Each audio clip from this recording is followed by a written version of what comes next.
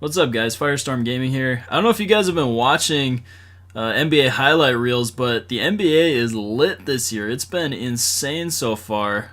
So far, we've had just in the season opening games, Russell Westbrook put up 51 points and had a triple double. Anthony Davis put up 50 points, and Damian Lillard came out with 39 points in the season opener with the Portland Trailblazers. So it's looking insane this year. And it's funny, though, because Anthony Davis has been putting up all these points, but his team hasn't been winning, which is absolutely hilarious because you're like, okay, like, usually you think, like, you go out and put up 50 points, your team wins the game, but that just hasn't been the case. And even with Damian Lillard, he put up 39 points.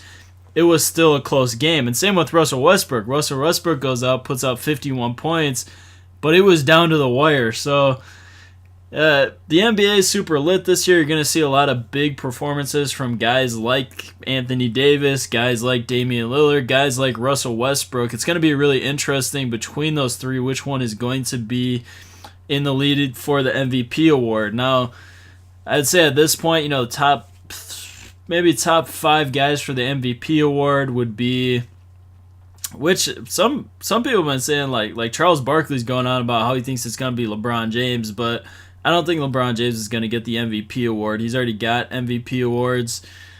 They usually like to go for candidates that have not gotten the MVP award, so we'll see how the season goes, but it's possible Kyrie Irving could be in the running for the MVP award depending on what his numbers are.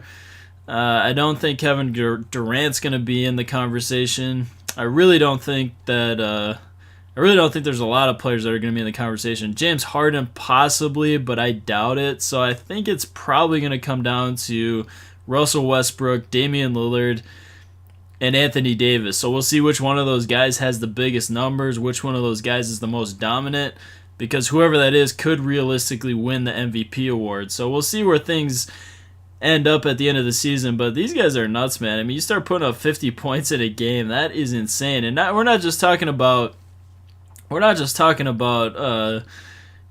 style of play. I mean, these guys are hitting threes, getting to the bucket. Anthony Davis, the fact that he put up 50 points as a post player, I cannot remember the last time that a power forward or center put up 50 points. I mean, it has really been a while. I think probably the last, I don't know if Dirk Nowitzki at some point put up a 50, but I can't think of anybody. I mean, I'm a Timberwolves fan. Kevin Garnett never put up 50 points in a game. I think his career high was something around the 40s. I don't think he ever hit 50 points. There's a lot of post players out there. Like, I don't think Tim Duncan ever put up 50 points.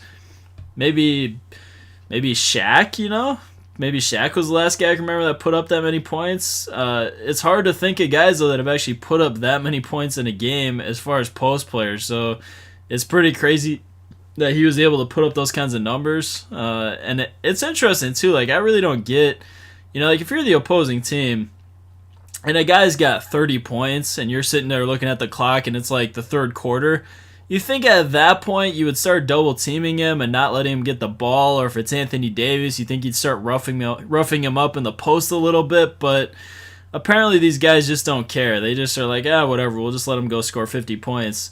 I really don't get it. It's amazing to me that there's been this much scoring happening this early in the season, because usually, season openers, you think that NBA teams would take a little bit more pride in the fact that, hey, it's a season opener, we want to start out the season strong, so we're going to play tough defense. But yeah, apparently not, though. So we'll see what happens, though. There's going to be a lot more high-scoring games, I think.